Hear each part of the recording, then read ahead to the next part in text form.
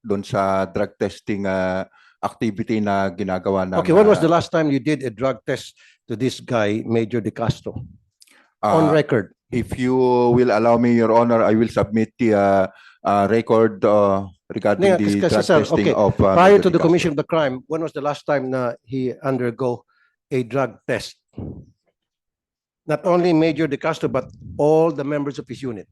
May I request the Chief of the Crime Lab of 482 please answer the question? Sila po sir ang nagkakandak po sa ng drug test.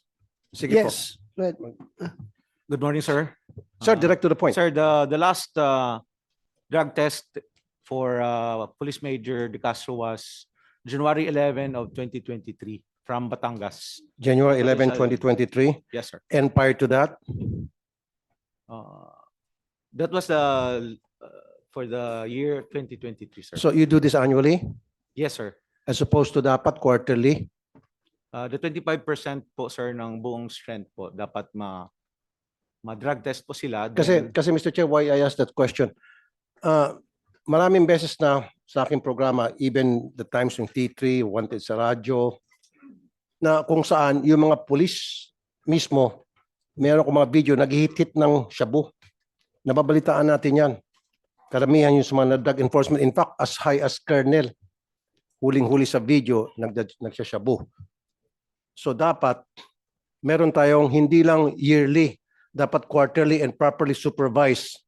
Baka naman yung ihi na binibigay niya, baka tinitimbrahan, oy, bukas magda-drug test ka natural, hindi magda-drugs ng tao. Kasi alam na, he knows better. Hindi siya magda-drugs. Dapat random. At dapat hindi taga-unit ninyo ang gagawa. Dapat from outside. Independent. And then binabantay niya pag-ihi niya. Nasusunod ba yung ganung procedure, Colonel? Yes, sir. For the information of everyone, meron pong procedures ang forensic group, yung crime laboratory dati, to conduct drug testing annually.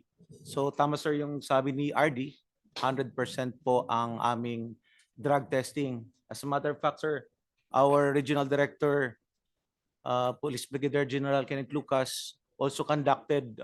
Okay, nandun na po ako, sir, annually. Ang suggestion ko, dapat Yes, sir.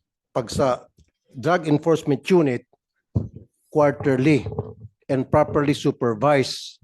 Can we ask the NAPOLCOM people who are present to make it mandatory at random? Wag po yung, kasi alam ko naman na sinasabihan sila, oy, magkakaroon ng drug test mamaya. Natural, si police mag-absent. Hindi siya magda-drugs. Two days siya maglilib. After 2 days, clear na yung ihi niya. Or kuminsan, gagamitin niya yung ihi ng kanyang kasamahan. Urine, di ba? Urine lang yan. Yung paggamit ng ibang ihi, malabo mangyari yan ngayon dahil yung meron talaga nagbantayan doon sa CR habang umiihi sila. Okay. Di binabantayan talaga yun ng And may I suggest, Mr. Chair, kasi yung sa shabu, huwag ka lang gumamit ng ilang araw, burado na yung, clean na yung ihi mo. Why don't we use hair follicle test? Can we do that?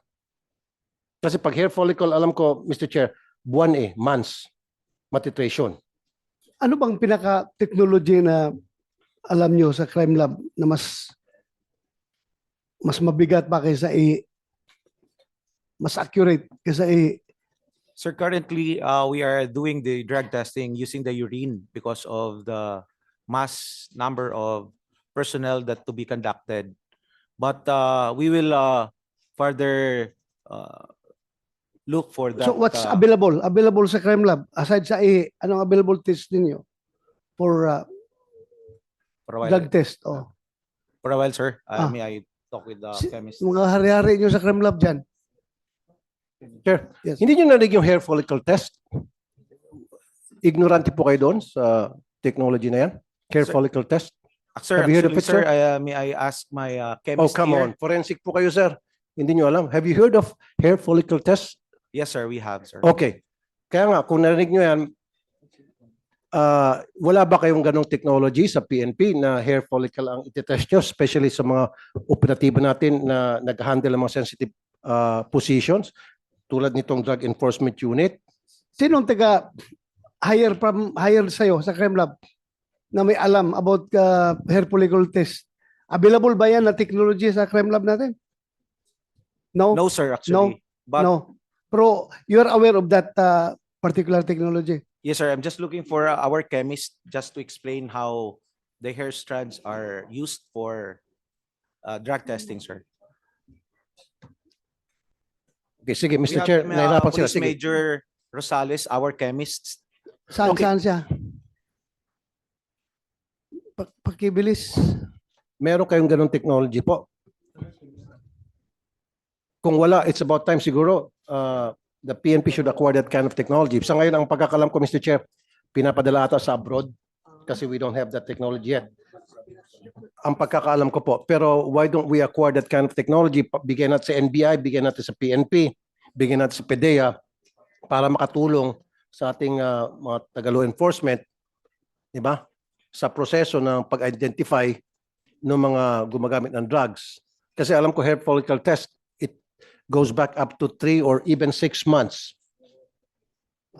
Yeah, Alam mo yan? If I may present Police Major Rosales, our chemist of forensic group, sir. RFU for A. Good morning, Your Honor. I'm Police Major Joanne Rosales, forensic chemist presently assigned at Rizal Provincial Forensic Unit in Taytay, Rizal.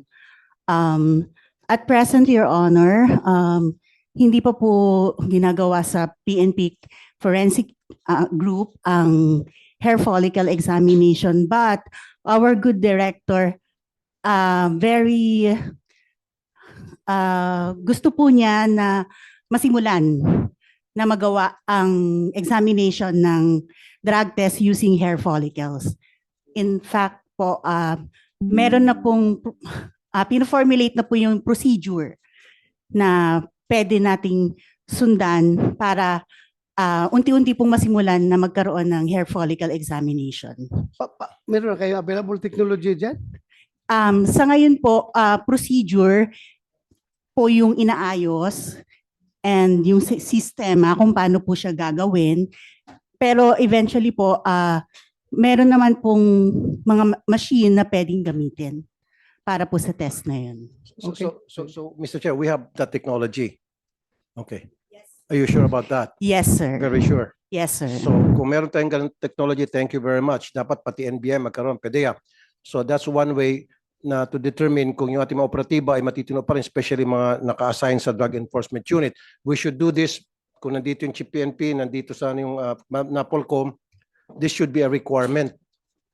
Dapat ito hindi annually, random, and then quarterly. Okay na tayo dyan.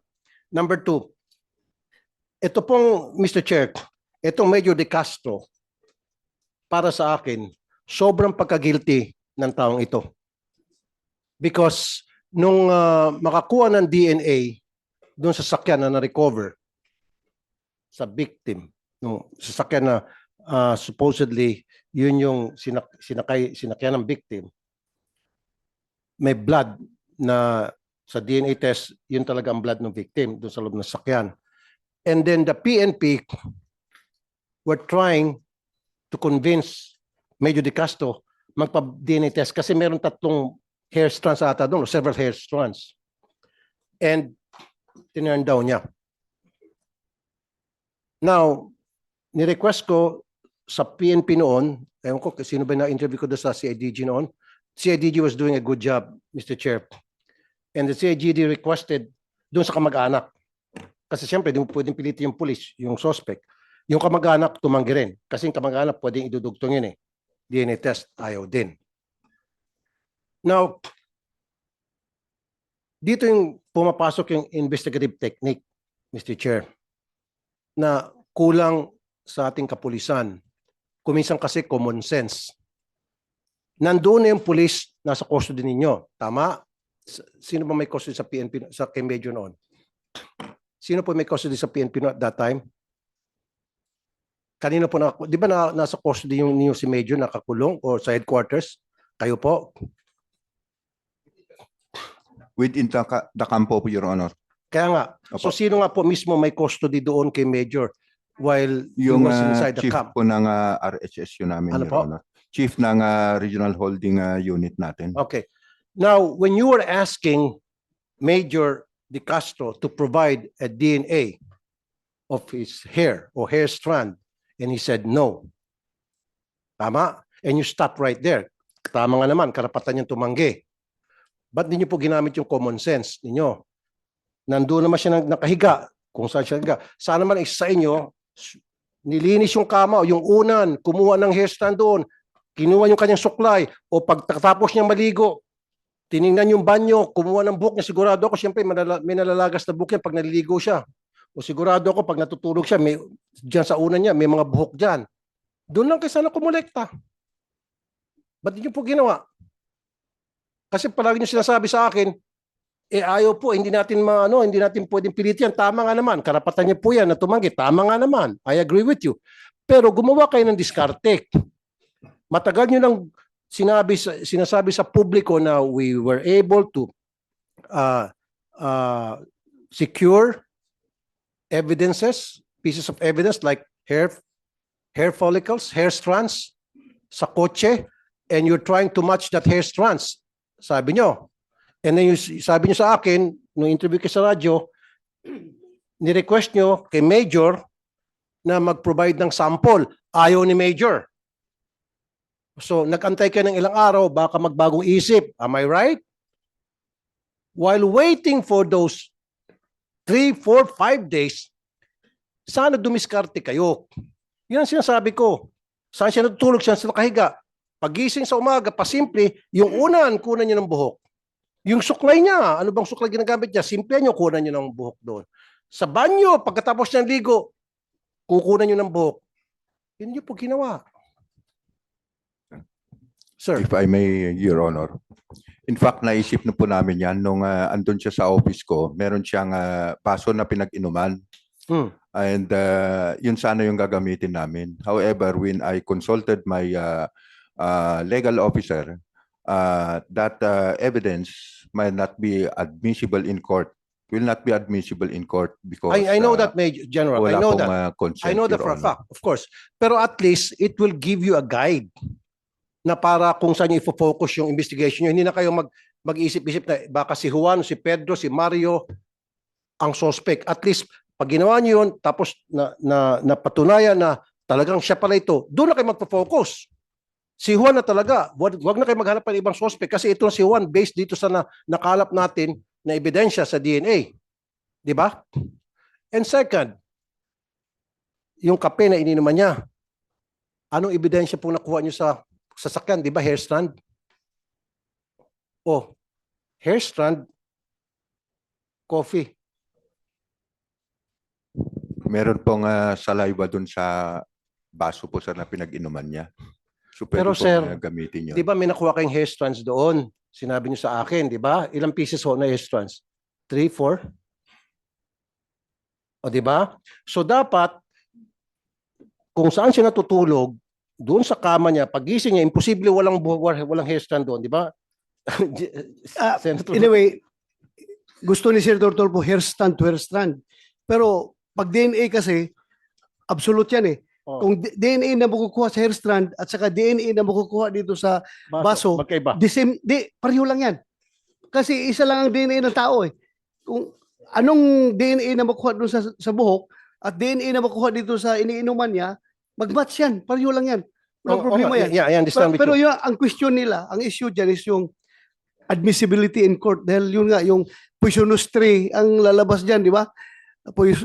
Yung poisonous tree doctrine na anything evidence na makukuha mo without the consent of the tao is magiging poisonous yan. Yung fruit of the poisonous tree. Yeah, fruit of the poisonous tree. Oh. Pero yan nga, I agree with you, Mr. Chair, na hindi natin pwedeng gamitin yung sa korte. I know that.